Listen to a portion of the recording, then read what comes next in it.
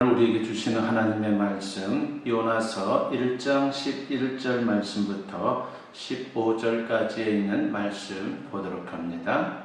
찾으신 줄 알고 제가 봉독해 올립니다. 바다가 점점 흉용한지라 무리가 그에게 이르되 우리가 너를 어떻게 하여야 바다가 우리를 위하여 잔잔하겠느냐 하니 그가 대답하되 나를 들어 바다에 던지라 그리하면 바다가 너희를 위하여 잔잔하리라. 너희가 이 큰 폭풍을 만난 것이 나 때문인 줄을 내가 아노라 하니라. 그러나 그 사람들이 힘써 노를 저어 배를 육지로 돌리고자 하다가 바다가 그들을 향하여 점점 더 흉용함으로 능히 못한지라. 무리가 여호와께 부르짖어 이르되 여호와여 구하고 구하오니 이 사람의 생명 때문에 우리를 멸망시키지 마옵소서. 무죄한 피를 우리에게 돌리지 마옵소서. 주 여호와께서는 주의 뜻대로 행하심이니이다 하고 요나를 들어 바다에 던지매 바다가 뛰노는 것이 곧 그친지라. 아멘. 오늘 이 본문 말씀을 가지고 깨어난 요나라고 하는 제목으로 여러분과 같이 은혜를 나누고자 합니다. 우리 몸에 문제가 있어서 자각 증상이 있으면요 치료를 받는 것이 대단히 쉽죠. 그런데 자각 증상이 없으면 큰 문제가 생길 수 있습니다. 아무런 느낌이 없으면 전혀 모르고 있다가 심지어는 죽을 수도 있다라고 하는 것입니다.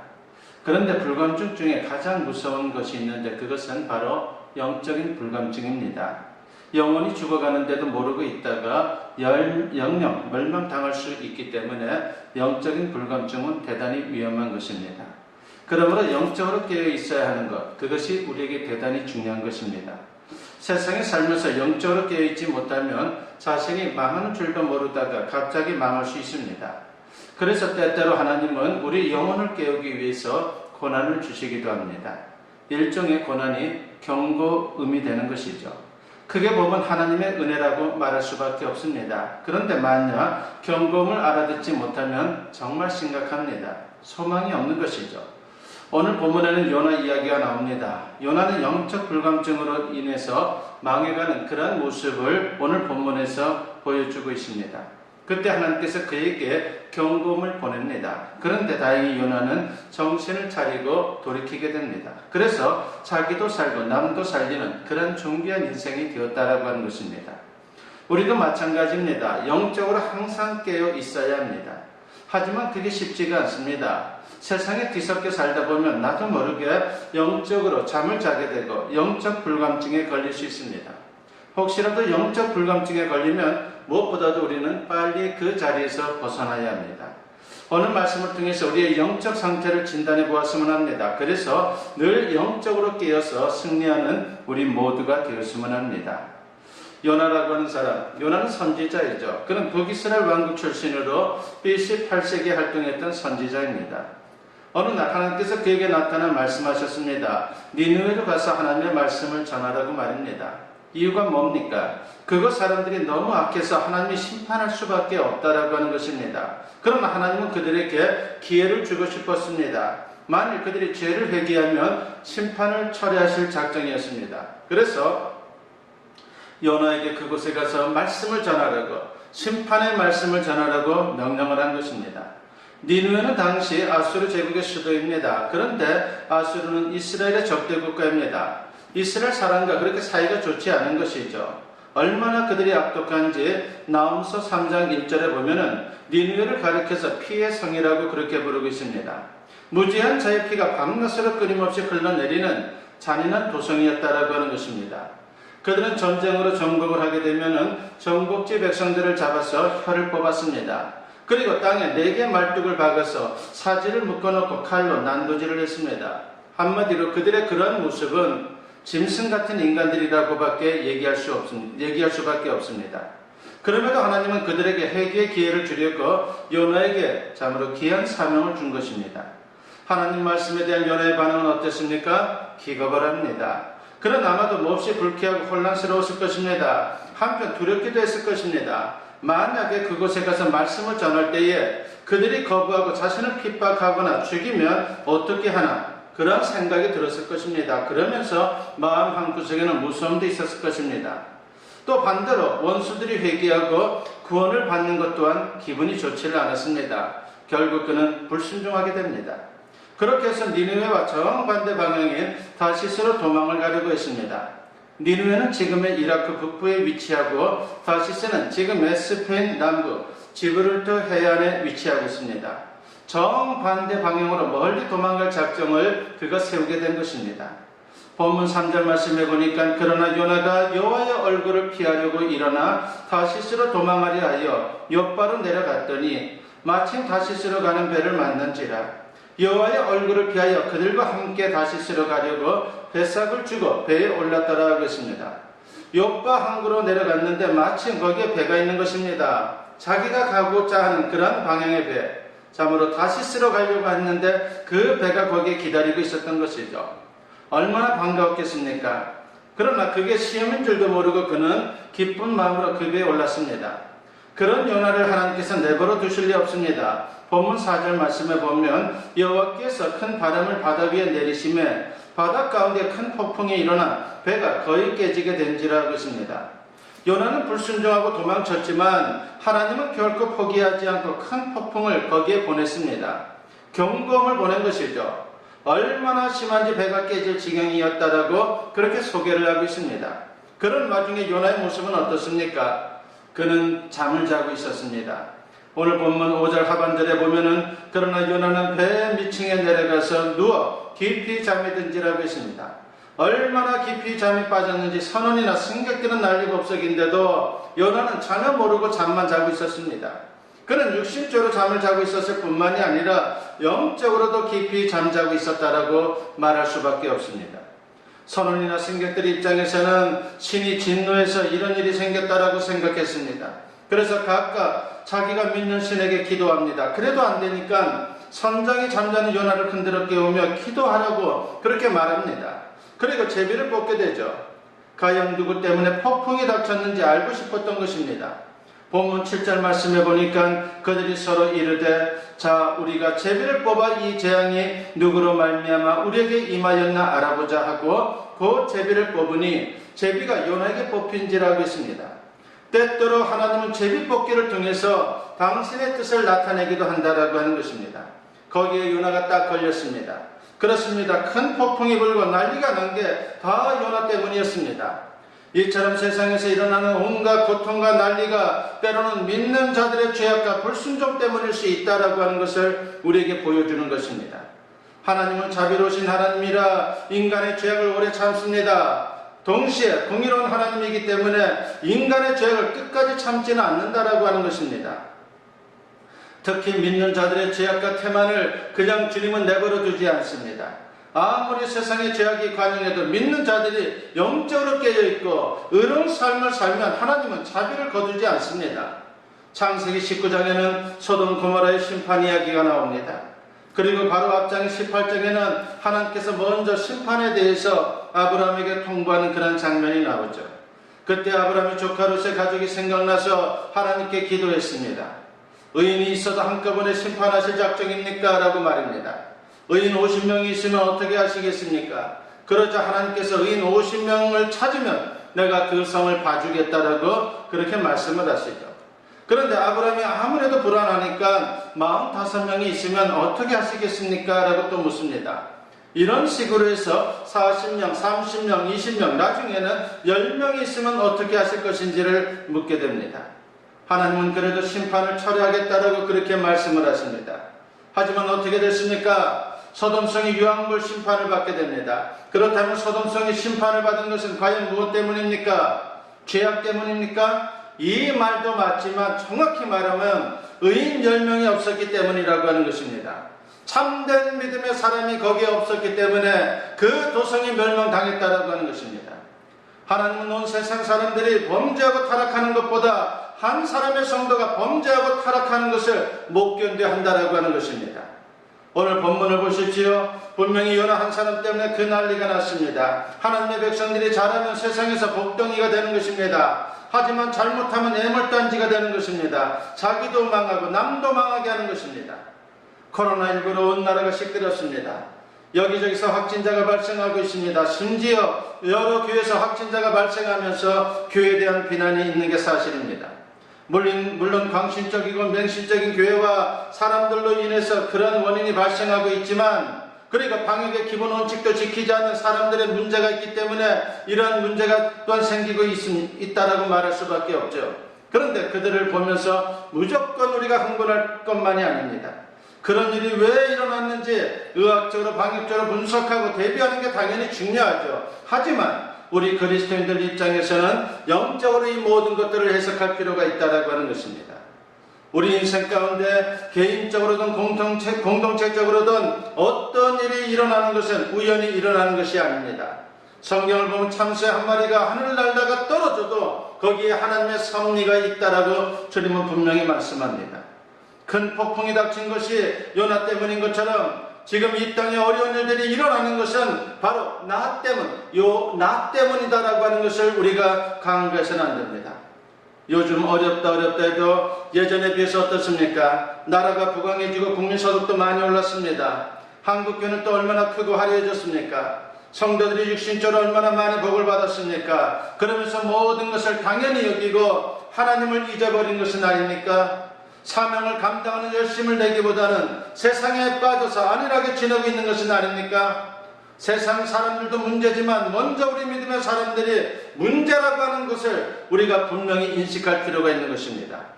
거기서부터 문제 해결의 실마리가 잡히게 되는 것입니다. 다른 사람 탓할 것 없습니다.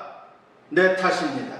위정자들이 어떻다 이런 말 하기 전에 내 자신을 먼저 돌아보는 것이 대단히 중요하다라고 하는 것을 알아야 합니다. 고난은 하나님의 메가폰이다라고 하는 말이 있습니다. 아무리 말해도 알아듣지 못하니까 메가폰에 대고 큰 소리로 외치는 겁니다. 요나를 보십시오. 얼마나 영적으로 깊은 잠에 빠졌는지. 폭풍이 몰려와도 모르고 잠을 잡니다. 결국 불신자의 선장이 흔들어 깨웁니다. 기도하라고 말입니다. 평신도도 아니고 선지자에게 말입니다. 다행히 요나가 깨어납니다. 여기서부터 문제가 해결되기 시작합니다. 본문 6절 말씀에 보니까 선장이 그에게 가서 이르되 자는 자여 어찌함이냐 일어나서 내 하나님께 구하라. 혹시 하나님이 우리를 생각하사 망하지 아니하게 하시리라 하니라 하겠습니다. 요나가 깨어나 이실직고합니다. 그동안 있었던 자초자정을 다 고백합니다. 그리고 최종적으로 뭐라고 말합니까? 본문 12절 말씀에 보니까 그가 대답하되 나를 들어 바다에 던지라. 그리하면 바다가 너희를 위하여 잔잔하리라. 너희가 이 큰 폭풍을 만난 것이 나 때문인 줄을 내가 아노라 하니라 하겠습니다. 선지자의 면모를 보여주고 있습니다. 죽으면 죽으리라 회개하고 결단하고 있습니다. 요나는 하나님이 주시는 매라면 달게 받겠다라고 하는 각오를 보이고 있는 것입니다.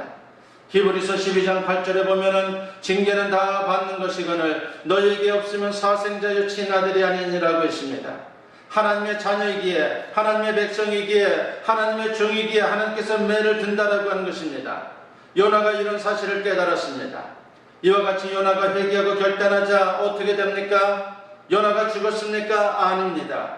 이때부터 문제가 해결되기 시작합니다. 자기도 살고 남도 살리는 역사가 바로 요나를 통해서 나타나게 되었다라고 하는 것입니다.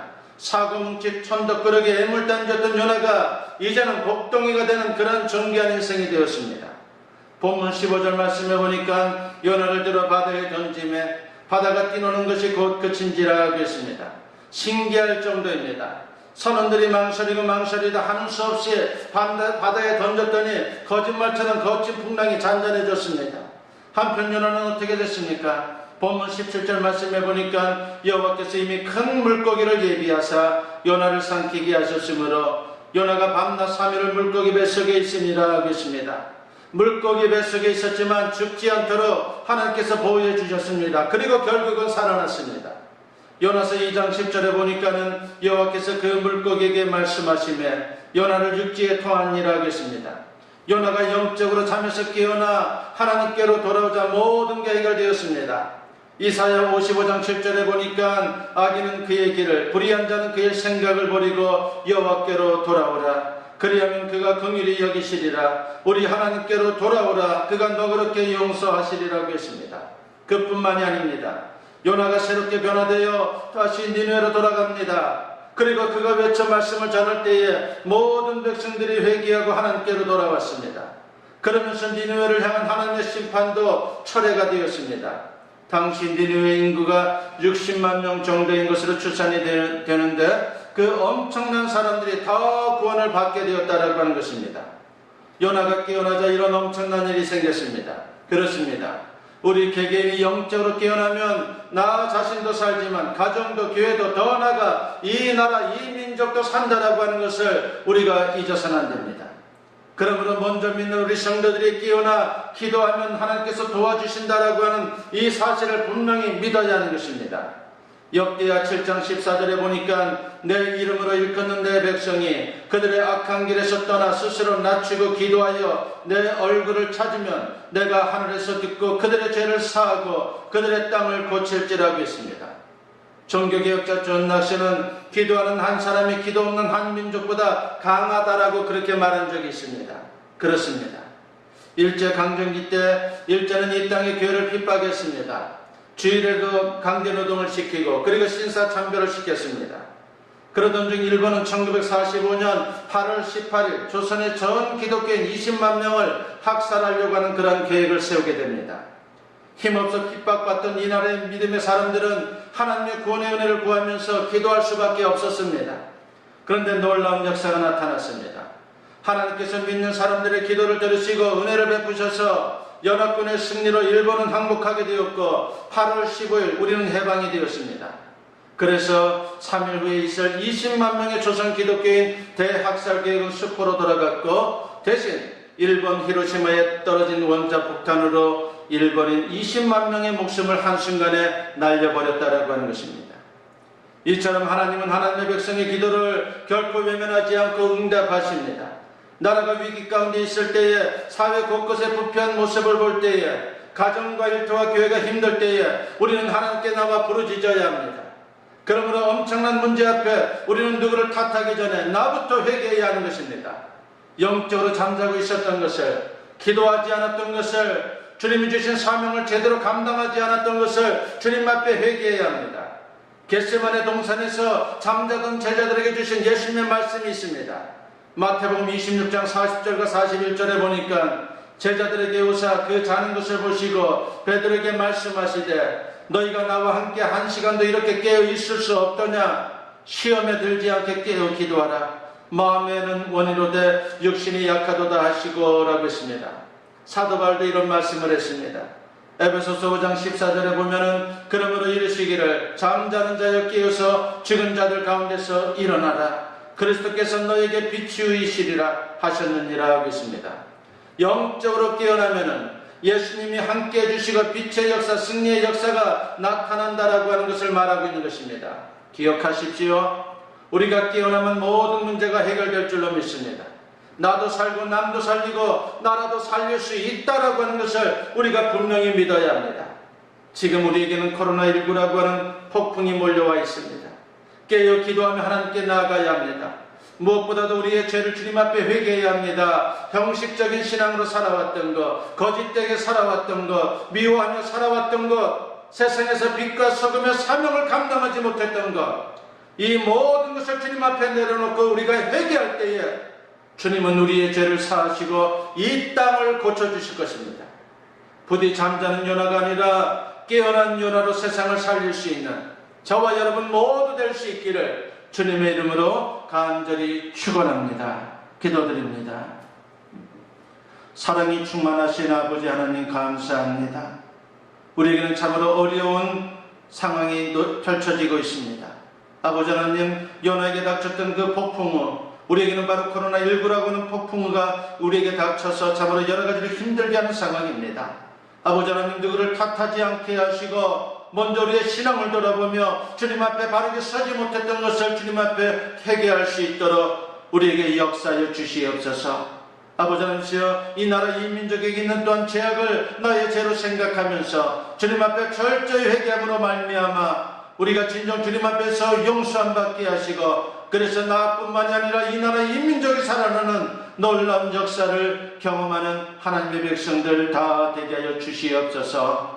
두려움에 떨지 말게 하여 주시옵소서. 오로지 주님만을 경외하는 신앙을 가지고 우리가 철저하게 주님을 의지하면서 하나님 말씀대로 세상을 살아갈 수 있는 당당한 하나님의 사람들의 모습을 통해서 주님의 영광을 나타나게 하여 주시옵소서. 감사드리옵고 예수님의 이름으로 기도드리옵나이다. 아멘. 축복 기도드립니다. 이제는 우리 주 예수 그리스도의 은혜와 아버지 하나님의 무궁하신 사랑하심과 성령의 감화감동 역사 충만하심이 오늘 주님께 예배로 영광 돌리며 선포된 말씀과 같이 주님 앞에서 진정 깨어나는 요나의 모습이 되어 하나님이 주신 사명 잘 감당하며 그런 가운데 주가는 세상을 살리는 일에 귀하게 쓰임 받을 것을 소망하며 세상을 향하는 주님의 사랑하는 자녀들 위해 지금으로부터 영원토록 함께 하시기를 간절히 축원하옵나이다. 아멘.